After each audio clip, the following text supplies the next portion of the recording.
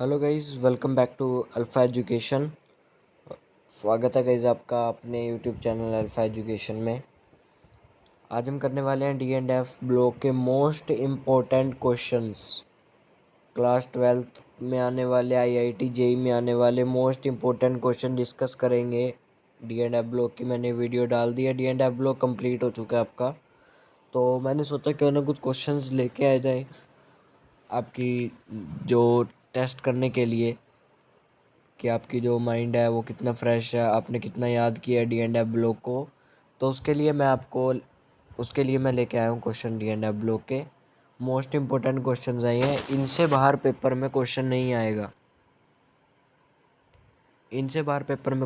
आएगा, सिर्फ यही क्वेश्चन कर लीजिएगा जो मैं करवा रहा हूँ अब आपको। डी एंड एफ ब्लॉक के 6 मार्क का आना है, 3 MCQ आने हैं, एक 3 मार्क्स का आना है आपका।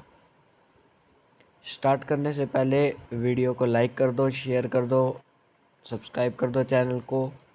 पिछली सारी वीडियोस में मैंने बहुत कुछ डाटा डाला है, बहुत सारे जो इम्पोर्टेंट क्वेश्चंस हैं, बेसिक कंसेप्ट्स हैं, चाहे वो डी एंड एफ ब्लॉक के हों, चाहे वो आपके सरफेस केमिस्ट्री के हों, मैंने सारे डाले हैं। तो आप देख सकते हैं मेरे पेज पे जाके।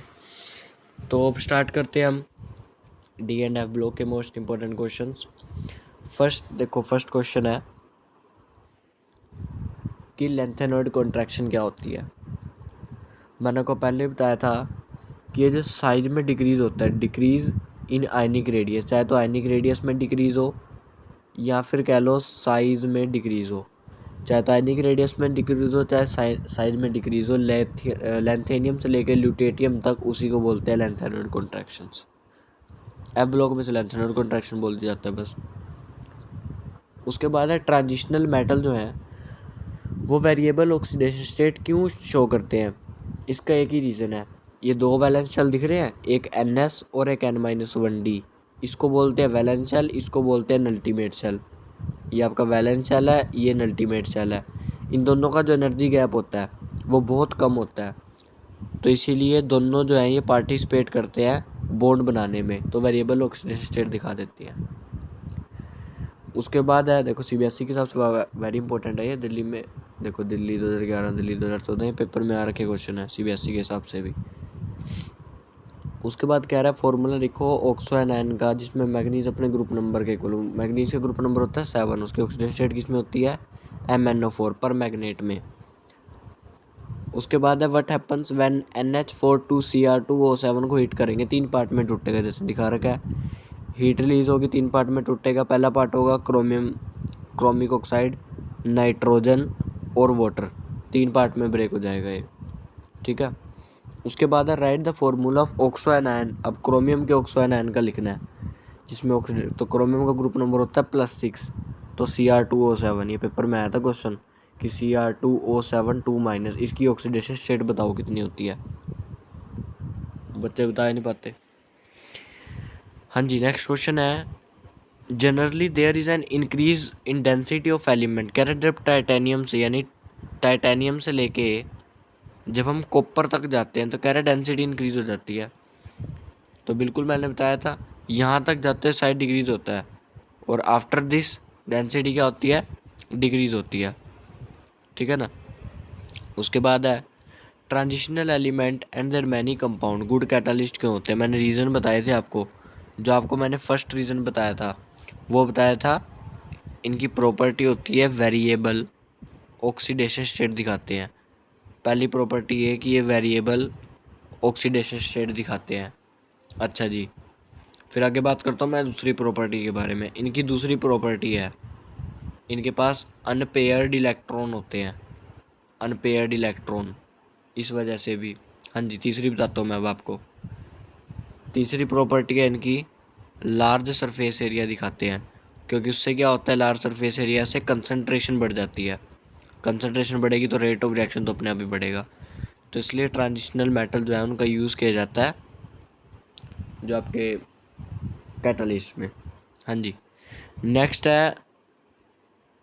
क्वेश्चन है आपका फ्रॉम टाइटेनियम टू कॉपर, यानी वही टाइटेनियम टू कॉपर जाते हुए atomic size of elements decrease and mass increases कह रहा है साइज तो डिक्रीज़ होता है, बताया था मैंने लेफ्ट राइट जाते हैं पहले साइज डिक्रीज़ होता है, मास इंक्रीज़ होता है। तो डेंसिटी मैंने बताया था इंक्रीज़ होती है, क्योंकि जो डेंसिटी है वो हमेशा साइज के इन्वर्सली वर्क करती है, कभी डायरेक्टली वर्क नहीं करेगी। साइज के हमेशा इन्वर्सली वर्क करती है जो आपकी डेंसिटी है। अच्छा जी, नेक्स्ट क्वेश्चन है the catalytic property of transitional element unpaired electron की वजह से होती हैं और वेरिएबल ऑक्सीजन, तो बिल्कुल सही है जी, इसी की वजह से होती हैं। जो कैटालिटिक प्रॉपर्टियाँ किस वजह से होती हैं, वेरिएबल ऑक्सीडेशन। ये ऊपर वाले का आंसर है, ये ऊपर वाले के आंसर दे रखे होते हैं। ये गुड कैटलिस्ट को है, उसका आंसर अभी बताया था मैंने आपको 3, इन्होंने सिर्फ 2 दिए हैं, incomplete d orbital oxidation state. मैंने बताया था कि large surface area, reason same ही रहेंगे जी, ठीक है ना। चलो आगे देखते हैं, अब आगे चलते हैं। चलो नेक्स्ट है अब आपका, हाँ जी नेक्स्ट देखो, आपका नेक्स्ट है transitional element generally form coloured compound. मैंने अभी बताया था कलर्ड कंपाउंड किसके ऊपर डिपेंड करता है, अनपेयर्ड, क्योंकि उनको एक अनपेयर्ड इलेक्ट्रॉन चाहिए होता है, एक नहीं चाहे जितने मर्जी यूज़ कर लें। एक मैंने शॉर्ट नेम बताया था किसके लिए चाहिए होता है, डी डी ट्रांजिशन के लिए। वहाँ पे लंबा कुछ नहीं लिखना, सिर्फ लिखना है डी डी ट्रांजिशन के लिए चाहिए होता है। मैं आपको इसके आंसर में दिखाता हूँ इन्होंने क्या लिख रखा है, देखो because of presence of unpaired electron जो डी डी ट्रांजिशन में जाते हैं। देखो because of presence of unpaired electron which undergoes D D transition, unpaired electron present होने की वजह से डी डी ट्रांजिशन में जाते हैं। यही आंसर पेपर में लिखना था, पेपर में आया था क्वेश्चन, जनरली कलर्ड कंपाउंड क्यों बनाते हैं 3 मार्क्स में। सरफेस केमिस्ट्री उसके बहुत ईजी थे। सरफेस केमिस्ट्री में आया था लायोफिलिक सोल और लायोफोबिक सोल क्या होते हैं वो बताओ। लायोफिलिक सोल का एग्जांपल गम गिलेटिन था लायोफोबिक का, और साथ में क्वेश्चन पूछा था कलर्ड क्यों बनाते हैं, ये लिखना था क्योंकि उनमें अनपेयर्ड इलेक्ट्रॉन है डी ट्रांजिशन के लिए। ये सबसे अप्रोप्रिएट और करेक्ट आंसर है। चलो नेक्स्ट है जिंक एक ट्रांजिशन एलिमेंट क्यों नहीं है। सबसे पहले आपको पता होनी चाहिए ट्रांजिशन एलिमेंट की डेफिनेशन, जो मैंने जब बेसिक कंसेप्ट करवाए थे डी ब्लॉक की बताया था मैंने इसकी डेफिनेशन के बारे में, कि ट्रांजिशन मेटल की डेफिनेशन होती है जिसका जो डी ऑर्बिटल है वो इनकम्प्लीट हो। इनकम्प्लीट का मतलब क्या है, 1 से लेके 9 तक होना चाहिए, ना तो 0 हो ना ही पूरा हो, तो 1 से लेके 9 तक होना चाहिए। तो जो जिंक होता है उसमें क्या होता है, डी 10 होता है जी, तो 10 तो फुल हो गया, ये डेफिनेशन को सेटिस्फाई नहीं करता, तो इसलिए जिंक को एक ट्रांजिशन मेटल में रिगार्ड नहीं किया जाता है। आंसर देख लो, जिंक अपने कॉमन ऑक्सीडेशन स्टेट +2 में कम्प्लीटली फिल्ड डी ऑर्बिटल दिखाता है, इसलिए हम इसे ट्रांजिशन मेटल में नहीं कंसीडर करते।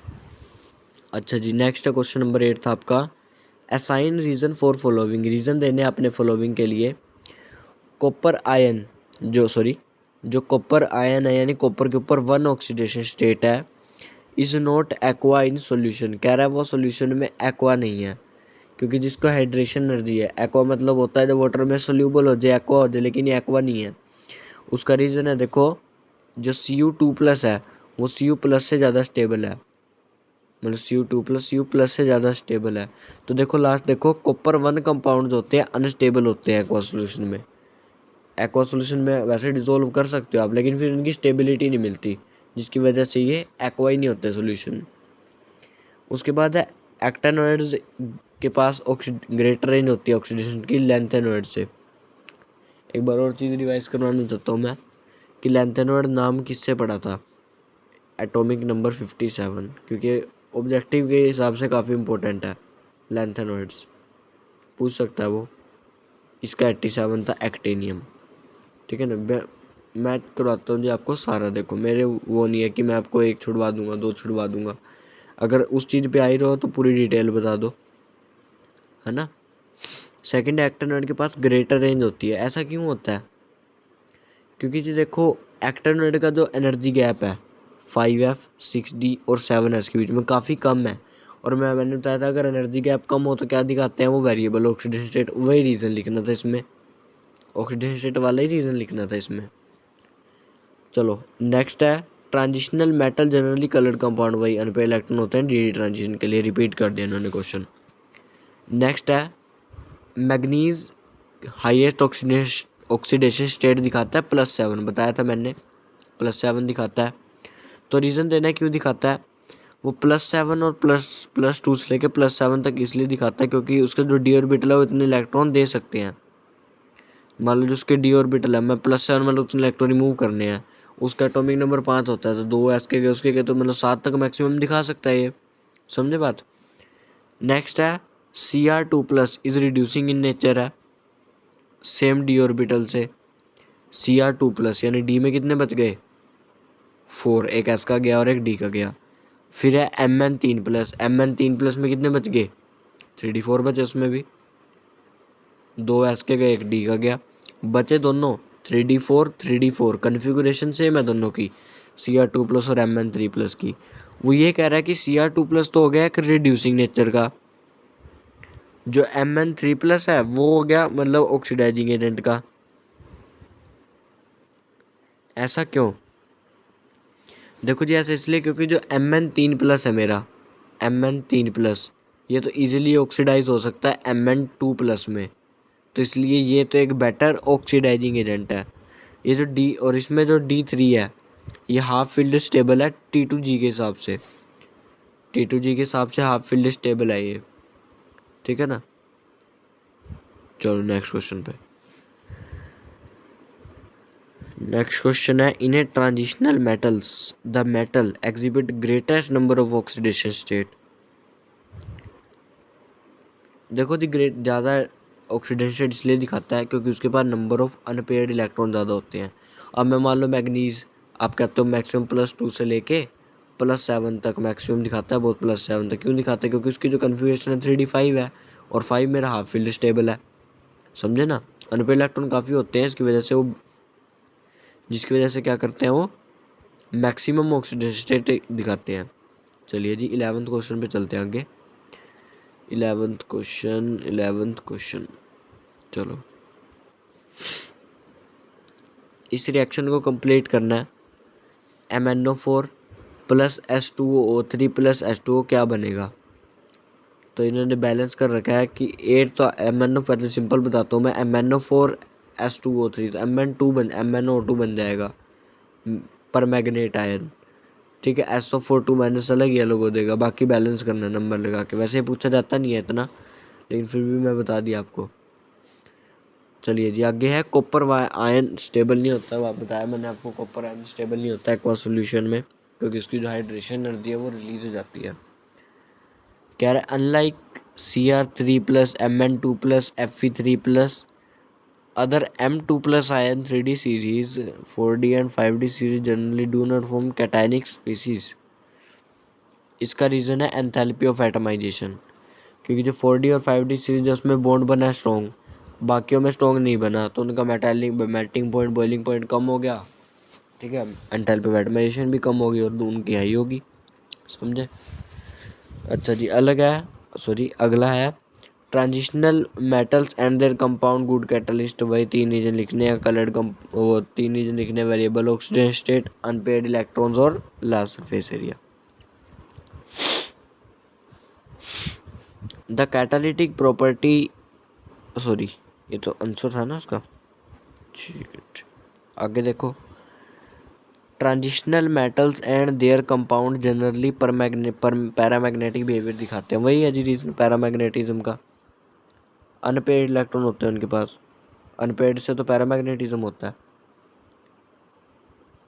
एक क्वेश्चन पूछ लिया जाता है डायमैग्नेटिक कौन दिखाता है, वो होता है कैडमियम +2, ये डायमैग्नेटिक दिखाता है, क्वेश्चन पूछता है इसके बारे में, कैडमियम +2। तो अनपेयर्ड इलेक्ट्रॉन पैरामैग्नेटिज्म का ही होता है, तो डी ऑर्बिटल के पास होते हैं अनपेयर्ड इलेक्ट्रॉन, तो हम कह देंगे क्या है हमारा पैरामैग्नेटिज्म दिखाता है। कह रहा है केमिस्ट्री एक्टेनॉइड की स्मूथ नहीं है लैंथेनॉइड से, ऐसा क्यों? क्योंकि जी एक्टेनॉइड है ना, जो एक्टेनॉइड, इसकी अभी ना सीरीज ही कंप्लीट नहीं हुई, एक्टेनॉइड की सीरीज अभी कंप्लीट नहीं है, तो हम इसको सही से नहीं पढ़ पाते, तो ये कह सकते हैं हम स्मूथ नहीं है अपने आप में। देखो लिख रखा है उसने, लैंथेनॉइड के पास नंबर ऑफ है, ठीक है, एक्टेनॉइड सिर्फ एक दिखाता है +, तो इसकी वो भी अभी पूरी नहीं हुई, जो सीरीज है ना इसकी अभी सीरीज पेंडिंग है, अभी सीरीज पूरी नहीं है इसकी। नेक्स्ट इस पे आ जाइए, लास्ट 16th पे। ये रिएक्शनें वगैरह ना पी ब्लॉक में पूछी जाती हैं, डीएफ में नहीं पूछता, और आपने करनी भी नहीं है +2 के हिसाब से, तो पहले +2 का पेपर क्लियर करो, उसके बाद IIT JEE में कर लेना। चलो जी, नेक्स्ट है the enthalpy of atomization transitional metals की हाई क्यों होती है। बिल्कुल इजी रीज़न है क्यों हाई होती है। सबसे पहले पता होना चाहिए एंथैल्पी ऑफ एटमाइजेशन डिपेंड किस पे करती है। ये डिपेंड करती है मेटेलिक करैक्टर पे। किस पे करती है?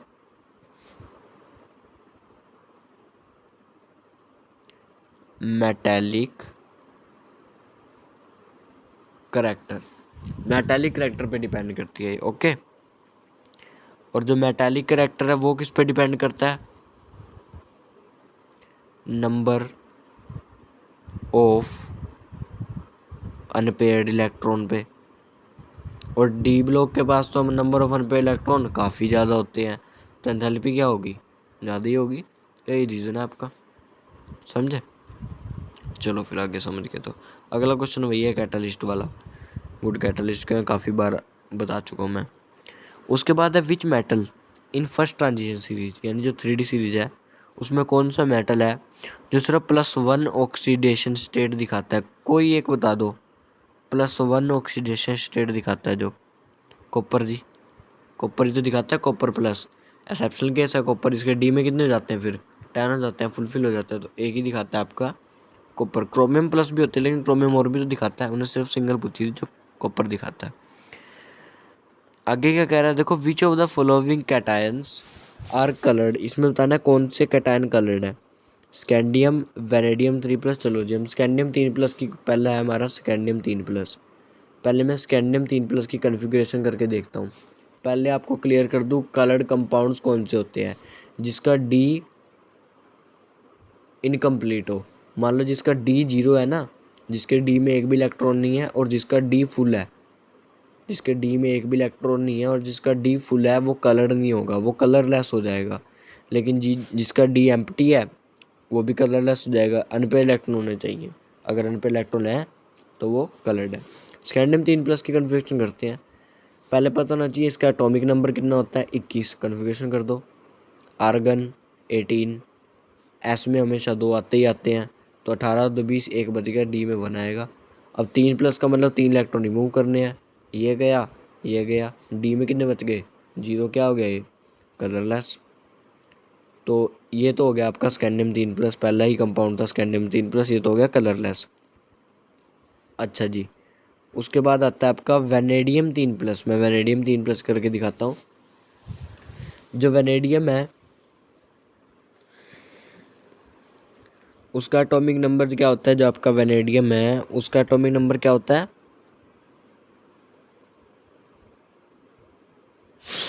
22 होता है उसका atomic number. Atomic number 22, 23 titanium होता है। तो वेनेडियम है, मैं इसकी कन्फिग्रेशन करता हूँ। वेनेडियम कितना कह रहा है? 3+ कह रहा है ना, तो मैं कन्फिग्रेशन करता हूँ। देखो आर्गन में 18, आर्गन में तो आगे मेरे 18, 3D में डी एस में आगे 2, तो 3D में भी 2। अब वो कह रहा है 3 रिमूव करने हैं, तो मैंने 3 रिमूव कर दिए, तो इसमें तो बचे ना एक, इसमें तो एक इलेक्ट्रॉन बचा ना डी में, तो ये क्या होगा? कलर्ड कंपाउंड होगा। अच्छा उसके बाद आता है आपका टाइटेनियम। टाइटेनियम उस हाँ सॉरी, वेनेडियम का 23 होता है, टाइटेनियम का 22 होता है। अब आगे देखते हैं मैग्नीज, Mn2+। कन्फ्यूजन कर दो Mn2+ की।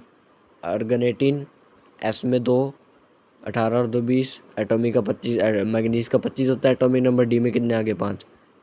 इसमें तो 5 अनपेयर्ड है, तो ये तो कलर्ड हो गई होगा। अब इसमें से कलर्ड कौन सा और कलरलेस कौन सा हुआ?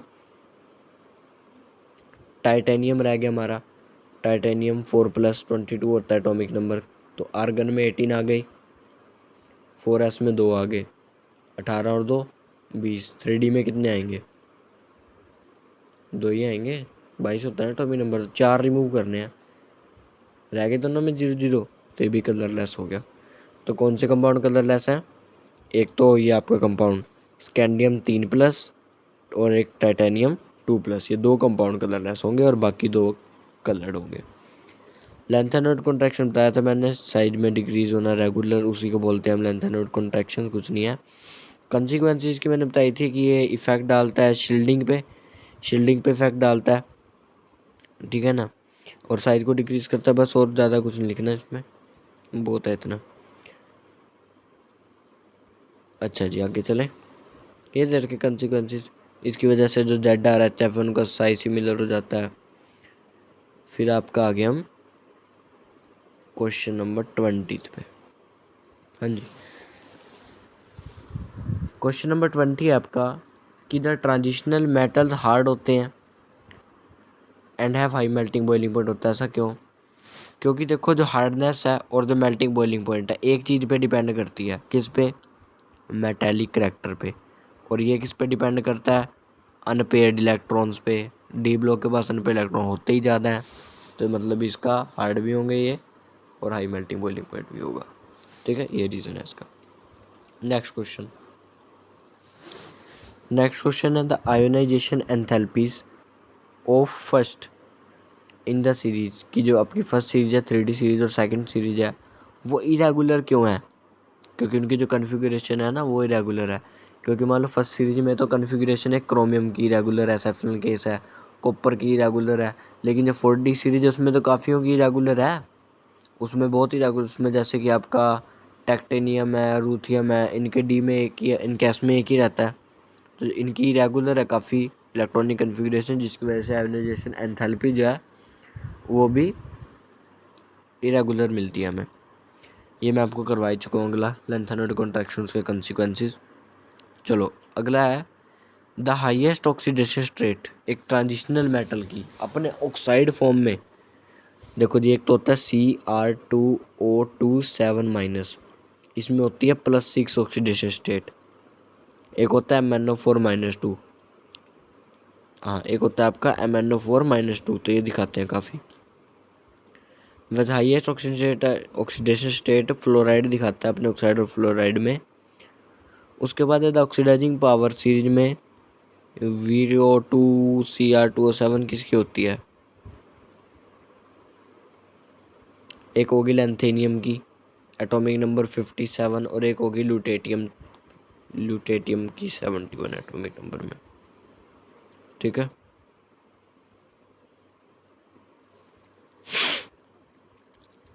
थर्ड है देखो पैरामैग्नेटिक बिहेवियर पता ही है आपको। CO2+ ईजिली ऑक्साइड हो जाता है, बिल्कुल स्ट्रॉन्ग लिगेंड है CO2+ खुद।